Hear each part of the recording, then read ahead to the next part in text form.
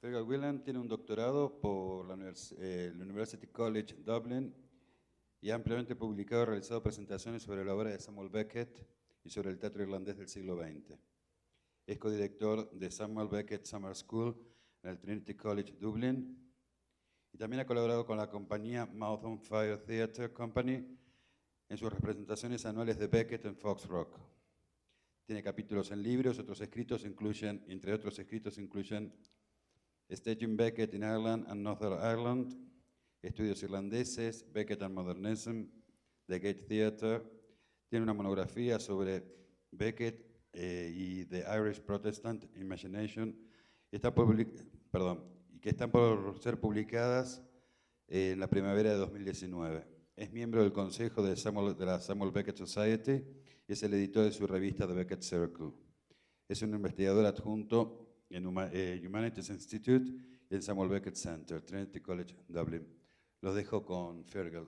Muchas gracias, Lucas. En principio, tengo que decir gracias a todos aquí en México, que fue una conferencia fenomenal, inolvidable. Fue un honor para mí, sobre todo, ir a una organización tan ilustre como el Seminario de Cultura Mexicana, y por eso me da muchas gracias. Gracias a todo el equipo aquí y sobre todo a la fenómena de luz, y por eso, por todo esta semana. Right.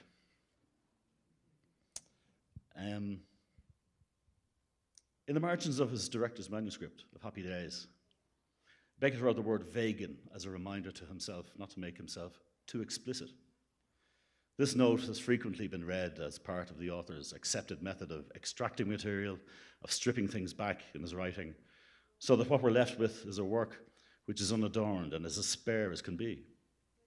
By removing everything superfluous, it's believed, Beckett distills to the essence that which he's trying to express.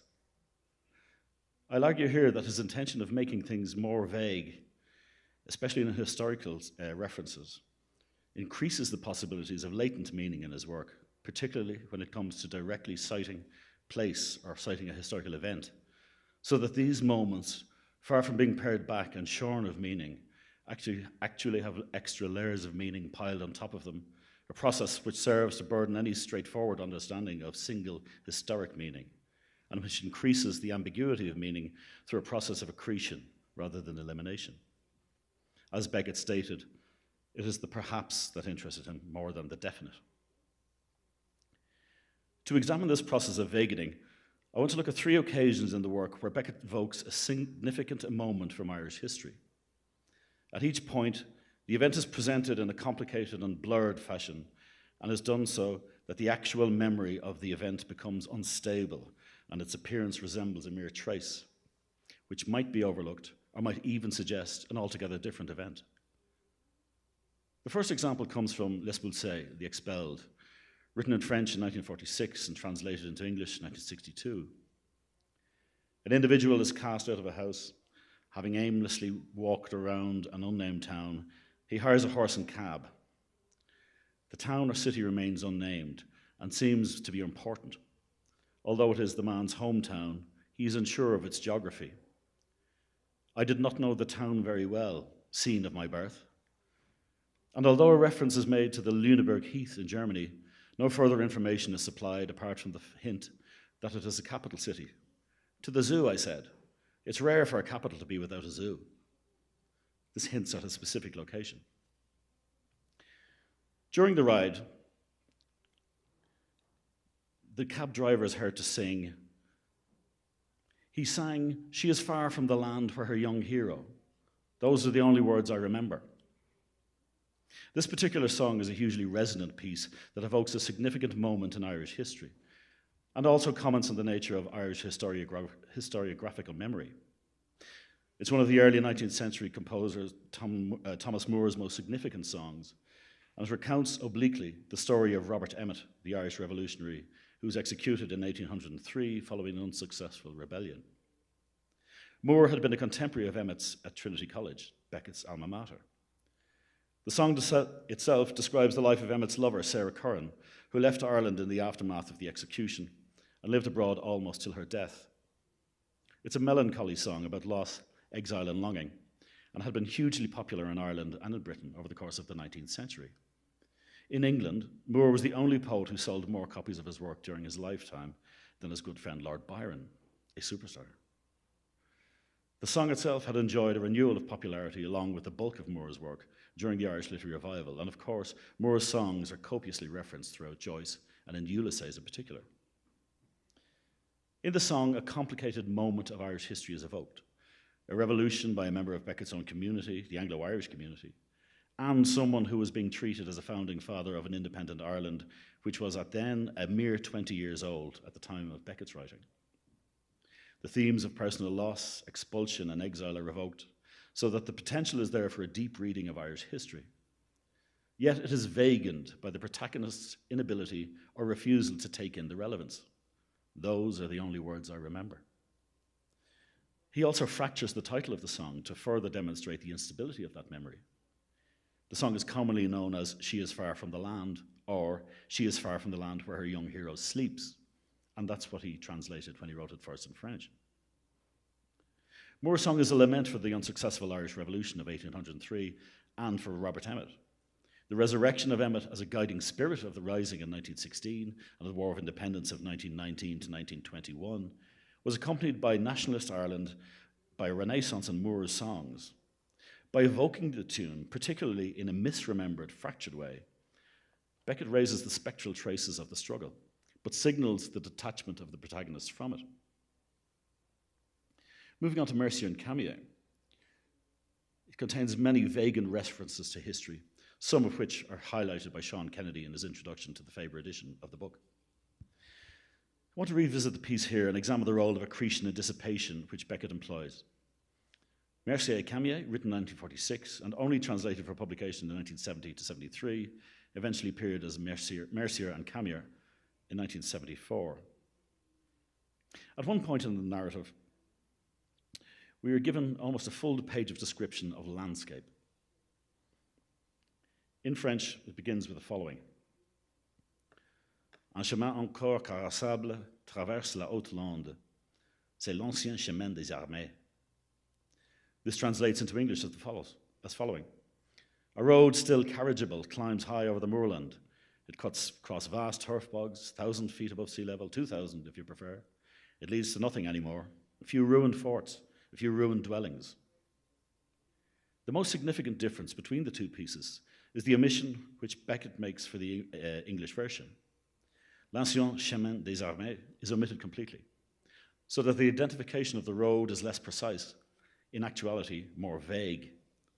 Had he left it in, he would have naturally had to include the sentence, it was an old military road. By itself, this might not have made the scene any more identifiable, as there is no specific name put to the road, except when one realizes that one of Beckett's favorite walks, and one whose landscape very much mirrors the scenery in this piece, and also elsewhere in much of the writing, was a road which was known in Dublin, in the Dublin Mountains, as, officially, the Old Military Road. However vague an old military road might be, the Old Military Road is extremely precise. But the evocation of the precise point on the map also necessarily suggests the history of the road itself. Singularly, the road has a precise function outside of merely providing a pathway between 2 points, in that it was built in 1800 to 1805 in the aftermath of the insurrections of 1798 and 1803. And it was designed with the sole purpose of carrying soldiers and equipment of the British Army into the areas of the Dublin and Wicklow Mountains. It was part of the subjugation policy undertaken around the time of the Act of Union between Britain and Ireland in 1801. Now it's quite apparent that Beckett wished to identify this place as the location he was describing, at least in French, but had a change of heart when it came to publishing the work in English. And yet the resonance of the background remains, more especially when we're given the description of the monument at the site. Let's check. Oh, eyes. Yeah, here we go. Fine. So here's the description. What's that cross, said Camier. Planted in the bog, not far from the road, but too far for the inscription to be visible, A plain cross stood. I once knew, said Mercier, but no longer. I too once knew, said Camier. I'm almost sure, but he was not sure. It was the grave of a nationalist brought here by night, by the enemy, and executed. Or perhaps only the corpse brought here to be dumped.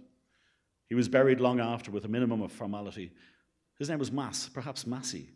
No great store was set by him then, by him now, in patriotic circles. But he still had this monument.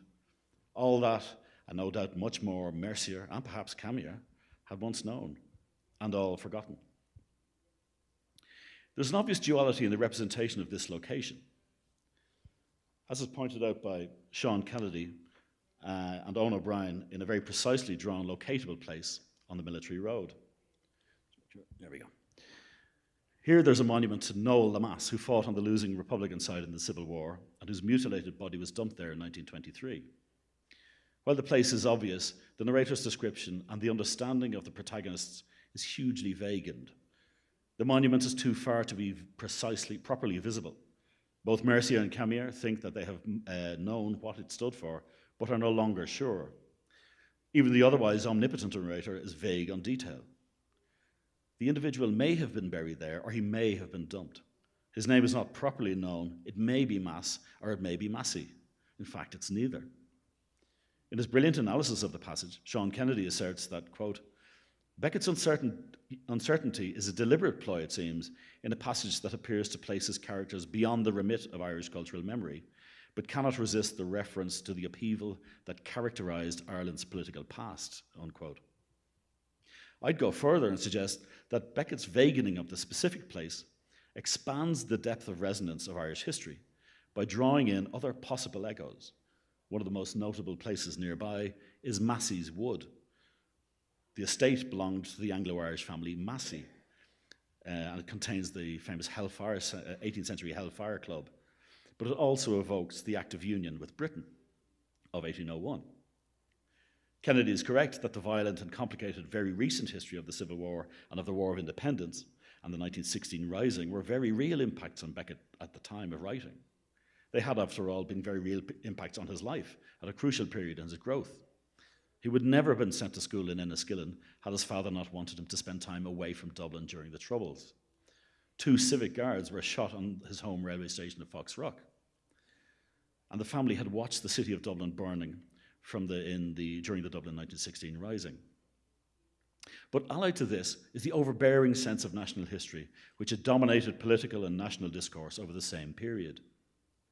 The renaissance of Thomas More and the harking back through the various iterations of Irish resistance and struggle are a case in point.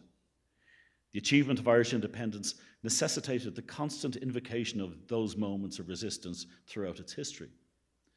Throughout the literary revival and the political developments over the late 19th century, the memory of significant moments of independence surrection over the courses of the previous 700 years were deliberately and starkly presented and represented and represented.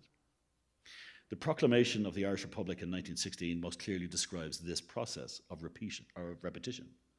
It says, "In every generation, the Irish people have asserted their right to national freedom and sovereignty.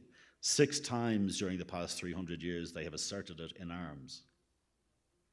What's apparent in the years before and after independence is that the iteration of history became a loaded and layered thing, overburdened perhaps with the weight of many ancillary moments.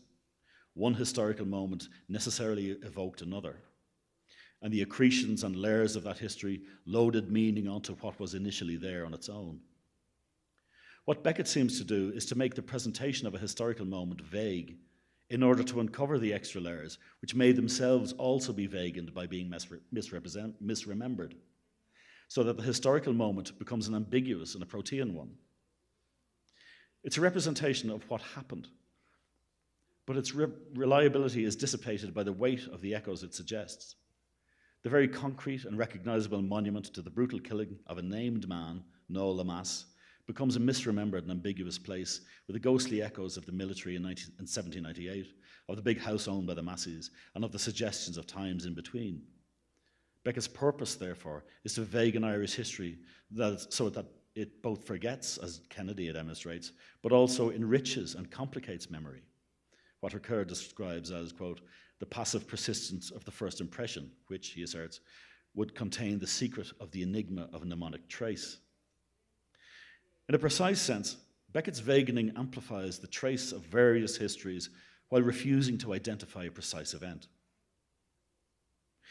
The last example I want to examine employs the merest trace of historical reference, but indicates the process of vaguening as a fundamental in Beckett's whole aesthetic approach.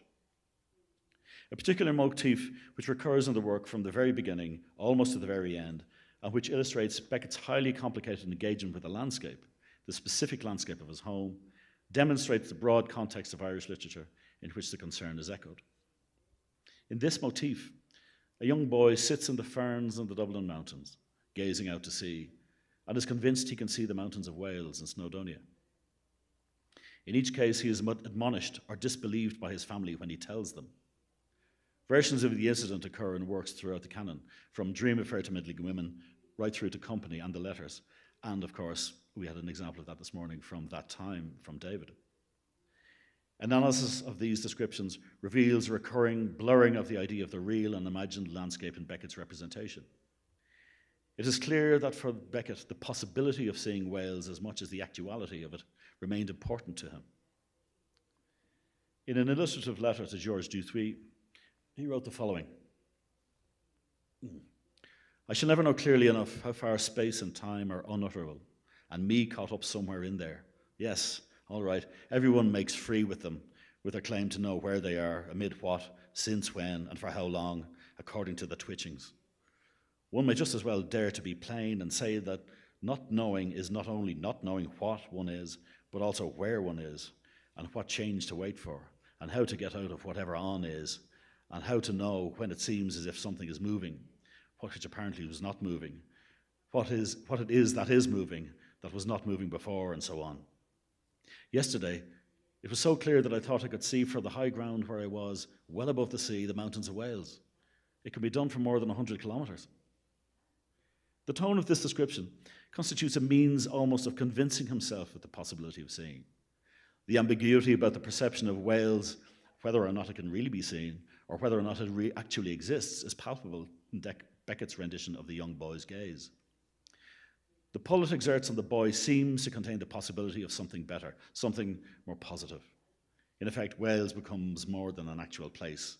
Rather, it assumes the role of a promised land with a mythic overtone. In Yellow, from More Pricks Than Kicks, Belacqua is in a nursing home undergoing a dual operation to lance a cyst on his neck and to correct a hammer toe. Unfortunately, as we know, the administration of the anaesthetic is botched and he dies. The story was composed in the couple of months after Beckett underwent the identical double operation, but from which he emerged intact. The detail of Belacqua's stay in the nursing home is described minutely in the story, allowing both James Knowlson and Anthony Cronin to conclude that the personal reality of the incident informed the content of the story to a large degree. In the description, Belacqua looks out of the window and describes the scene. Pale Wales in the east beyond the Land Commission. This is a particularly loaded sentence. Superficially, it re-evokes the moment of trying to see beyond the Irish Sea from his childhood. Yet it does so in a pun. Wales is not capitalized. Wales in this sense are ridges like you might find in cloth, or in this case maybe the pattern of clouds in a mackerel sky, so that Beckett is increasing the ambiguity of what he sees. He's conflating the original admonishment which he was given when he announced that he could see Wales and was told that it was clouds that he had seen. With linguistic bravura here, Wales the country can be confused with Wales the cloud pattern, not just visually, but in the ambiguity of the pun. There's a highly charged political meaning in his citation of the Land Commission. The Land Commission was a bureaucratic office set up in 1881 to administer the redistribution of the estate of landlords following what was known as the Land War. This tenant purchase scheme allowed the mostly Catholic peasantry buy out their land from the mostly Protestant and Anglo-Irish landlords. It had the effect of precipitating the rapid decline of the Irish ascendancy and set the modes of ownership which would be adopted by the newly independent state of 1922. It's hard to overstate the political significance of the office to the psyche of the dying community. Yellow frequently invokes the lot of the caste, his caste. with Balak citing his ancestral allegiance with his, quote, grand old Huguenot guts. And he describes himself, as Beckett did, as a dirty, low-down, low-church Protestant highbrow. Balak's death comes out of the blue, just as the perceived death of the caste is enabled by the actions of the land commission which he sees. There's also, however, a complexity and a vaguening in the geography of the setting. The reference to the land commission and further to the traffic on Merrion Row in a later sentence fixes the place very precisely, although it has never been named. It is never named. It must be the Skin Hospital on Hume Street in Dublin. So, theoretically, we know where Beckett has fixed this place. Yet, when you look in Owen O'Brien's meticulous The Beckett Country, the location of the hospital is given as the Elpis Nursing Home in Lower Mount Street. This has always confused me, and I went down to look at the location recently. The Elpis Nursing Home is nowhere near where the Land Commission was, nor indeed is it near Merrion Row at all. But O'Brien explains the reasoning behind his choice by saying clearly that although it was quite obvious to him that the original location was Hume Street Hospital, and he was a medic after all, Beckett had intervened during the process of compiling the book to correct O'Brien and asserted that the actual place was the Elpis Nursing Home. And he added insistently that it should be remembered that this was indeed the place where John Millington Synge had died.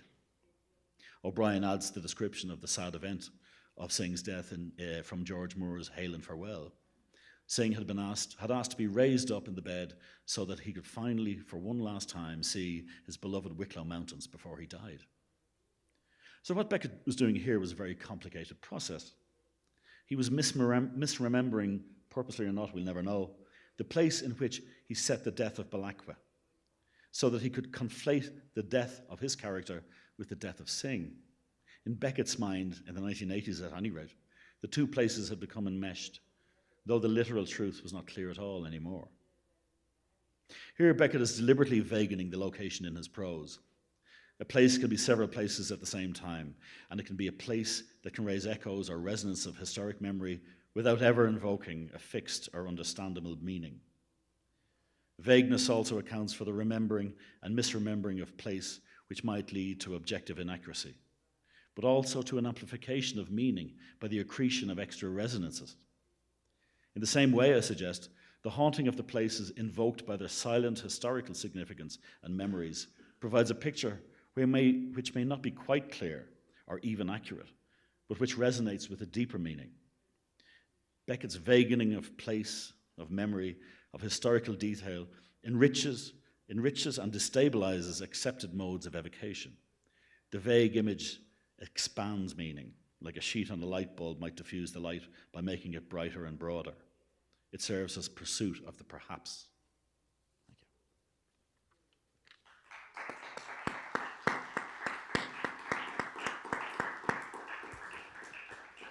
Thank you very much. Abrimos el espacio para las preguntas. Any question?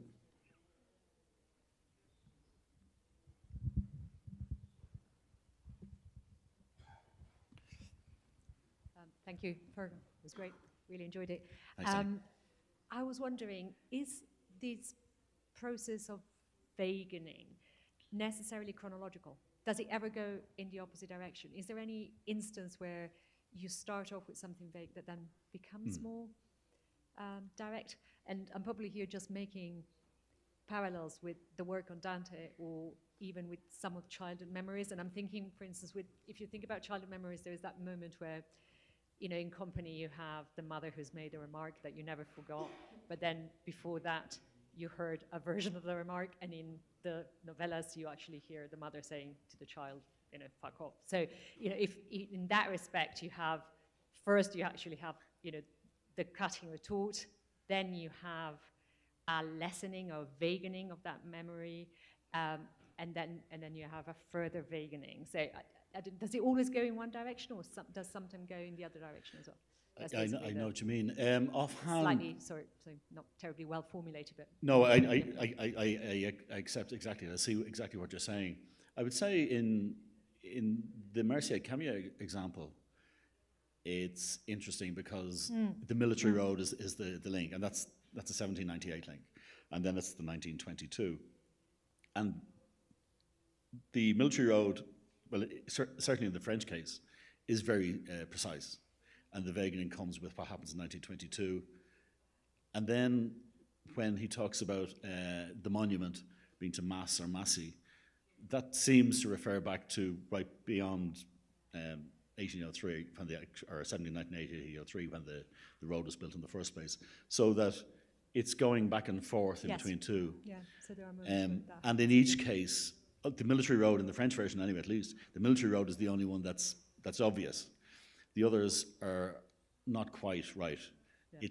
It's not mass, it's not la masse, it's not massi, but by not precisely remembering the name, he invokes all three, which are actually either side of the original point. Right. So it alters the chronology as well. Yeah, in between it. But I hadn't thought of that way looking at it. Yeah. Great, thank you.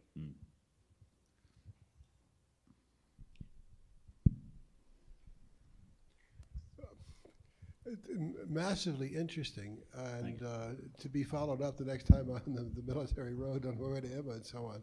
But it invites me to ask you to do a contrast between Joyce and Beckett about the specificity of places in Dublin, remembering but not able to actually use right now because I wasn't prepared.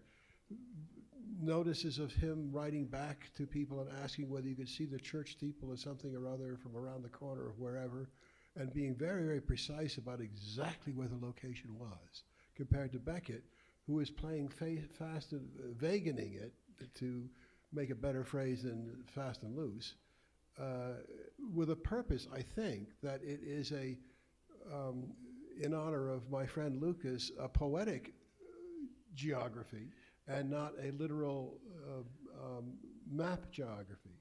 Now, somewhere in that labyrinth of nonsense that I'm trying to articulate here, there might be a contrast between Joyce and Beckett that might be interesting. I think there is a contrast between Joyce and Beckett, but I don't think it's precisely that.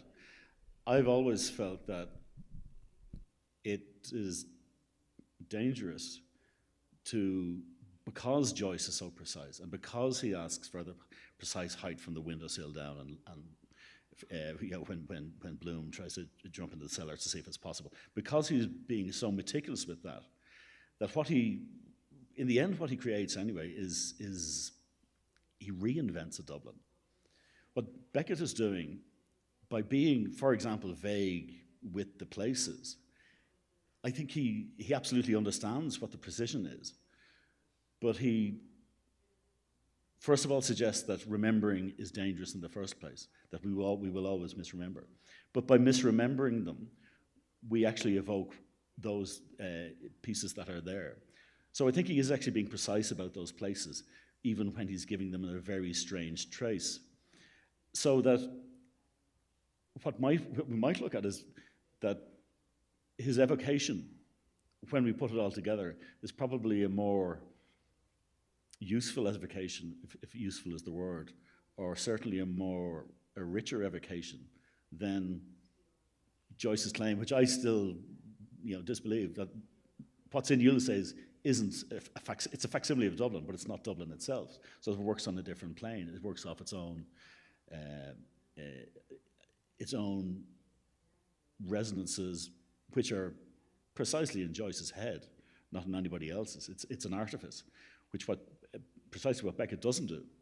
What Beckett does, I think, is show that we can't be sure about those resonances that come through. We can't be sure about the individual. But what we can do is they will always suggest something else. And I always think that when Beckett is writing, more so than Joyce in a way, Joyce, I think, is interesting because he's writing essentially, very certainly up to Ulysses, before the Irish Revolution, before the actual independence, when in fact the evocation of a mythic Ireland was more important than what actually happened in the aftermath, which Beckett lived through, and which was a genuine history, which was a history in the making of itself, in which the myths, which might have been used, but were no longer being taken as absolute, because in fact it was developing as it went along itself.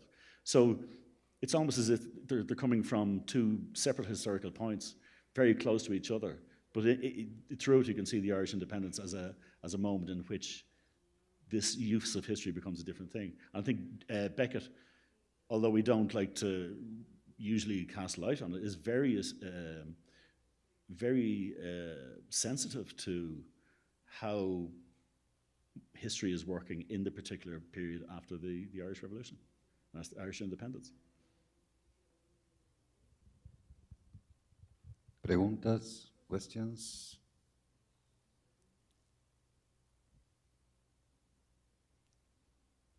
Bueno, muchas gracias, Feargal.